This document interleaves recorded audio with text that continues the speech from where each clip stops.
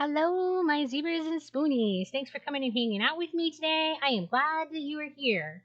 So, today I'm going to be doing something a little bit different. I read the blog post, What Would a Buddhist Do? I found it super interesting, and so I'm just going to be capturing some of my thoughts, and this is kind of in response to that post. I'll attach a link in the comment section to that blog post so that you can go and read it. And I'll be including a lot of quotes from that post too. So the first quote is cease to do evil, learn to do good, control the mind. This is the teaching of Buddha. Shame is a powerful and important thing. I think that we have gotten to where we associate it negatively. Yeah, it sucks to feel ashamed, but that doesn't mean that shame in and of itself is a bad thing. Shame is when we feel a sense of disappointment in ourselves, when we come to understand that we have not achieved the standards we set for ourselves or those set for us by people that are important to us. Having a sense of shame encourages us to do the right thing. Ideally, people would do the right thing simply because it is the right thing, but sometimes it can be unclear what the right thing is. Um, Knowing that it would cause us shame is one way to determine that it is not the right thing. It's like a moral compass. So, that being said, there is such a thing as having too much shame, and people who experience depression often have a sense of shame over things that are simply not shameful. When shame becomes augmented too far, it can become a crippling burden to bear. There needs to be a balance between being mindful of the standards and being comfortable enough with yourself to know when you need to move outside of those standards, and we need to ensure that the standards we set for ourselves and for others are realistic. Expecting too much from yourself or for others will lead to an inevitable failure, which will cause shame and could lead to the fear of trying. So, what's the solution? How does a person find the balance with shame? I don't really have a magic answer for this question. Um, Open to suggestions if you got things. Um, so the next thing that he talks about is gossip. And it is very easy to fall into the world of gossip and just the general social bullshit in general. I will say that I have definitely fallen into that trap myself more times than I can count. And I wonder why it is so much easier to see the faults of others than seeing the good things that people have accomplished. It would be just as easy and much more fulfilling to stand at the water cooler and talk about the goodness in people that you see around you. So why not talk about how you think someone is really funny or about how they are willing to stand up for what they believe in? Leave out the part that they're tactless. Why not mention the fact that someone came in early or is working an extra shift? Things would be so much better if this was what we focused our conversations on. Think how people would change if they knew that social attention was driven by kindness and hard work rather than being an asshole. Why reward the assholes and pricks with attention? Are they really worth it? Do you think that you could spend a day without expressing any negative thoughts about yourself or others? Give it a try.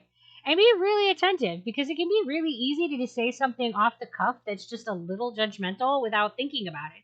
I tried this and I found it was really hard. Give it a try. See how it goes. Do you think that social interactions would change if people focused their conversation intentions on the good things that people are doing? I know that I have plenty of failings, and I know that on a logical level, I am on no moral high point to judge the actions of others. But I do, even though I have done some equally stupid, selfish, and hurtful things over the span of my life. I judge others. I think that this is an important part of human nature. Without judging others, we would not be able to determine who is safe for us to spend our time with. We have to put value judgments on the actions of others to keep ourselves safe. But most of the judgments are hypocritical bullshit. Those judgments are natural, but they should be set aside. Trust and abide by your judgment when you come to the conclusion that someone is creepy or untrustworthy, because those judgments are intuitional and they matter.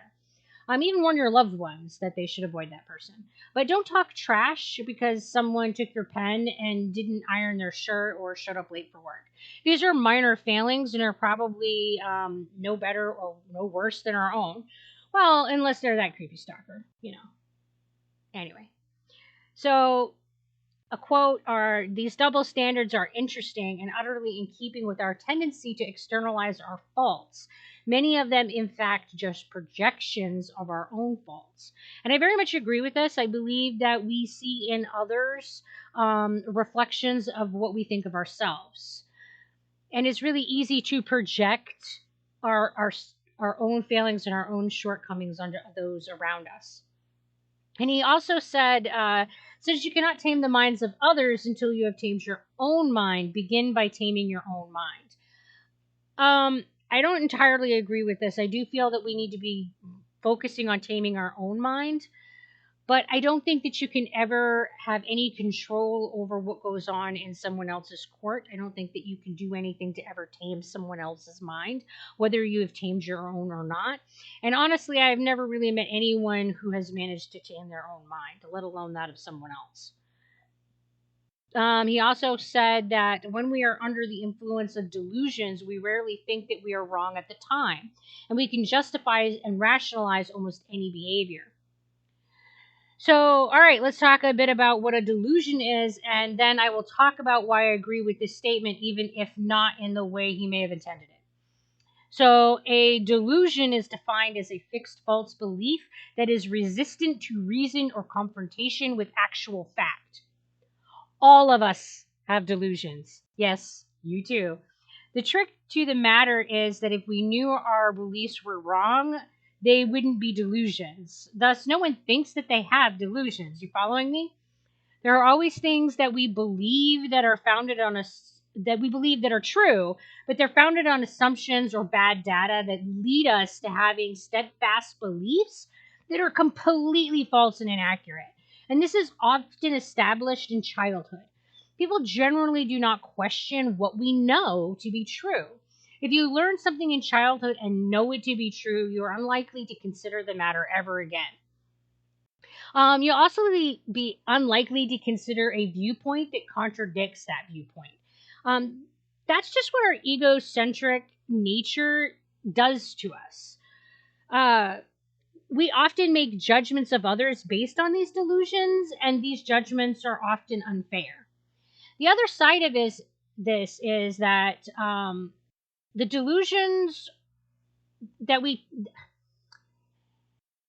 there are delusions that we tell ourselves. These are the things that we told ourselves for so long that we, again, don't really consider them anymore. And these can be things like we're fat, we're ugly, smart, dumb.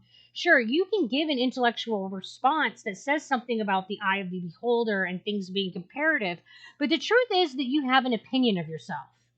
And that is a fixed belief. Fixed means that what others say or do isn't likely to change your thoughts on the matter. And when we use these self opinions to justify our actions, we are then courting in the world of delusions. Not always, sometimes. We have great insight into what we are and what we are capable of. But there are times that our self perception is really skewed and we act on it the same either way. And we really can't tell when our perspective is skewed, and that's where the power and the danger of delusional thinking comes in. So, what does that have to do with goodness and shame? Well, it comes down to this: be open minded and compassionate because you never really know when the foundations of your thought it's based on delusional thinking. We need to remind ourselves that our beliefs and our perceptions are often different than reality. So I don't believe that my actions put some kind of currency into the bank of the universe. But I do believe that people watch us all the time and that they are aware of the things that we do. If others see that we are kind and considerate and trying to see the good in others, they're going to be a lot more likely to come to our aid when we need it. Goodness creates a chain of goodness. A random act of kindness really can cause a ripple that can make great change. If we get stuck in the mire of disregarding others, we will continue that chain of darkness and we will have to live in that darkness that we created. So I don't think that karma exists as a cosmic mind that is accounting our sins and tolling a balance.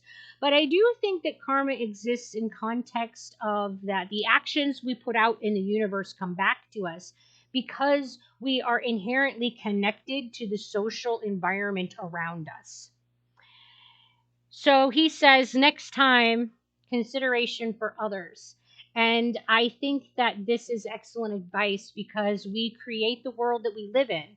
So we should consider each action that we take as a brick in our house. And we should ask ourselves always, what kind of house do we want to be building? So that's about all my thoughts for today. Thanks for coming and spending some time with me. If you like this, please consider giving a like. It really does help. And until we talk again, you guys take care of yourselves. So bye.